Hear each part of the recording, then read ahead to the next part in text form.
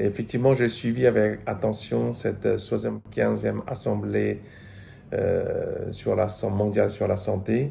Et je suis particulièrement intéressé notamment par l'état actuel de la pandémie Covid et aussi les mesures que nous devons prendre pour survenir à d'autres événements de santé publique.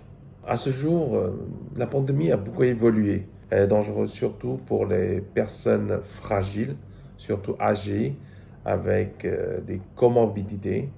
Et les expériences notamment récentes de Shanghai, de Hong Kong, ou même encore en Europe ou aux États-Unis, montrent que ce virus-là, malgré une virulence qui est diminuée, reste quand même potentiellement létal pour ces personnes-là.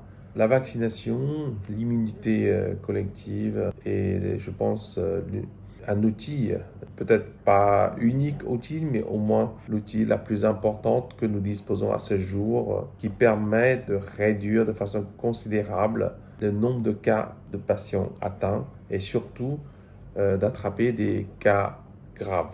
Les situations d'urgence sanitaire sont beaucoup plus présentes de nos jours dans la tête des gens, notamment la pandémie, les inondations ou d'autres catastrophes naturelles sont omniprésents à l'heure actuelle.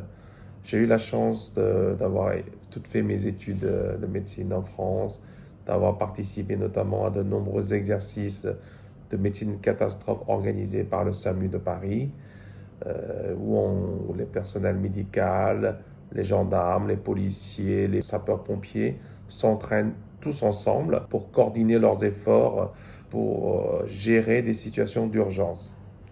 J'ai maintenant travaillé en Chine maintenant depuis plus de 17 ans. Je sais que dans le système chinois, nous avons un régime centralisé avec des mobilisations très rapides et très importantes des ressources.